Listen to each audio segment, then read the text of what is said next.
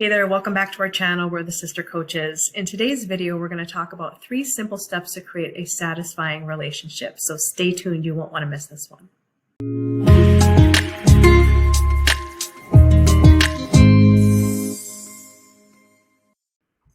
No matter who you are, all of life revolves around relationships. We are in relationship to everyone and everything all the time. So there's nobody alive that doesn't want a more satisfying relationship with somebody or with some component of their life, even their work or their body or their food or their money. We're always looking for satisfying relationships, especially if you've been on a personal development journey for a while. And if you've been really working on yourself and if you've been really tuning into what's going on in the world and trying to raise your vibration, one of the things that the people who come to us for private coaching really want, they say, I've been working on myself and I see this, and now I can see how other people around me are self-sabotaging, and I can see how they're stuck and how they're not raising their vibrations. And I can see what's wrong with them now that I have raised my vibration up. So in a sense, we're putting ourselves above the other people in our relationships and focusing now on what's wrong with the relationship. It's this big messy thing that we have to help people undo almost daily. Yeah, Lisa, you made some really great points. I think that what tends to happen is we go internally, we're a bit withdrawn while we're working on us, and we reach those new pinnacles. But guys, you really don't know if you've reached a new pinnacle till you're tested within a relationship. So other people are mirrors for us to really show us whether or not there's still work to do. And I have some maybe bad news to break to you. If you're still breathing, you still have work to do. So make sure that as you're on these spiritual and personal journeys, really working on you, that you also give other people a break, because really they are showing you where you still have vibration to clean up. So beautifully said, Jamie. And we're going to show you in just a minute, we're going to give you 3 simple steps to start that process, to start to have more space in your relationships for that transformation to occur. I think one of the big problems that a lot of people face as they're on a personal development or a spiritual journey is that they feel like, oh, if this other person isn't rising up with me or at the same vibration as me, I need to leave the relationship. And we're going to invite you to think about this a little bit differently today. We're going to invite you to think about this, that you could leave the relationship, but you probably will find yourself challenged in exactly the same ways in the next relationship you enter in. And if you're in a relationship, if you're looking at a relationship with, say, one of your children, well, you can't leave that. So are you just stuck with it as it is? Or are you going to allow room and create space for that relationship to transform and to flourish? So today we're going to give you 3 simple steps to get that process started. So step 1 is to get in touch with your heart. And the very best way to do that is to clear some space, like Lisa mentioned earlier. We're suggesting a media fast, 1 week, 7 days. Just really unplug, take social media off of your phone so you're not tempted, because remember, those habit loops are always going. And the habit loops are part of the reason that your relationship doesn't feel as satisfying in the first place, because you're distracted. You might be escaping from some of the pain you've been feeling. When we're on social media and we're seeing other people on vacation with their spouses or having a special dinner or, with their teenage child, and yours won't even talk to you or come out of their room.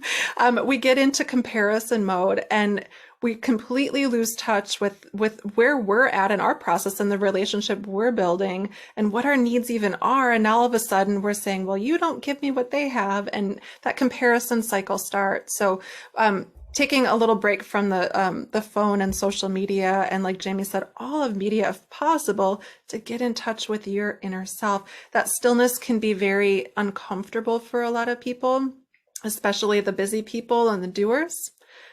Jamie's got her pen out. That always means something. This is huge for us at the Expansion Group for Women, especially when we're doing our private coaching or our group coaching. There's a lot of writing involved. So one of the easiest ways to get in touch with your heart is to first carve out some space. And that's why we're suggesting a media break, and then to do a lot of writing. You can call it journaling, or you can just call it heart-centered writing, and just allow it to spill out on the paper and really get in touch with your heart, your needs and what you desire for the relationship before you go and try and do anything with the other person. Just really make sure that you understand where you are. This is going to avoid so much drama and chaos as you go back into communicating your needs to the other person. When you're really clear about what you want, there's less room for all of that chaos to ensue. So it's really important to find that clarity piece first, and for it to come from your heart, not from your head, and not from what you see other people having. So that is step number one. Step number two, this is my favorite step, and this is the most dreaded step for some other people. But step number two is to accept everything as it is. It's just to be in the relationship for just a little while without trying to change it, without trying to do anything, not trying to get anything or become anything or fix anything or heal anything, but just to say, I'm okay. And what this is going to do is calm your nervous system down so that you don't have all those like wounded child parts acting out and being really reactive in the relationship. It's going to allow you to settle down and just be with yourself, be with the other person, be within the relationship, and then have a lot of awareness of what's actually going on without feeling like you have to do anything to fix it. Yeah. And like Lisa said earlier, as you are accepting the relationship for what it is and where you are, releasing those expectations that you maybe were raised with that maybe aren't even yours at a heart level, but you were told that marriages or children and parents were supposed to be, do, or have, or look a certain way. And we really want you to have a moment to define it for you. And so really releasing all those expectations. And again, your pen's a great way to find out what are some of the deep-seated beliefs, patterns, and themes that I have that aren't even mine that I can let go of. Yeah. Beautifully said. And then with all this extra space you've created by just being and not trying to fix or do anything, now what we're going to invite you to do, step number 3, is going to be to anytime you feel yourself starting to want to fix anything or to control anything, we're going to invite you to just zip your lips and allow things to continue to be what they are. And now just observe the patterns happening. So we're not going to invite you to fix anything, but just observe what's happening and then bring it back to your journal with your pen and write everything down. And as you're having all these awarenesses of what's going on in the relationship, now you can start to observe also how you play a role in that, because we can't fix other people. We can't change other people, but we can change how we show up in the relationship. We can change the energy we bring to it. So as you work on changing you and focusing on what you can control and what you do have control of, which is your energy, that's where the magic starts to happen with the other people around you.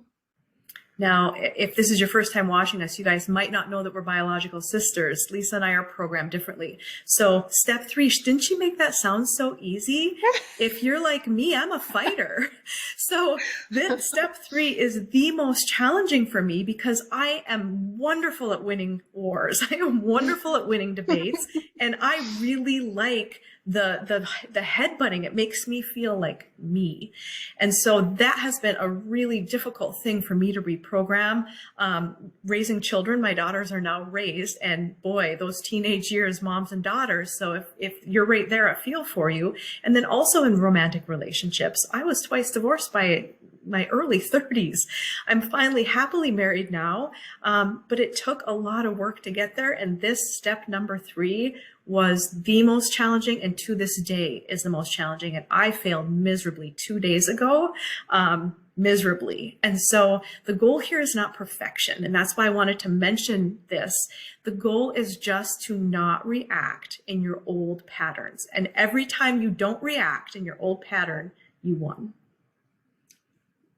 Yeah, I'm going to let there be a little space around that.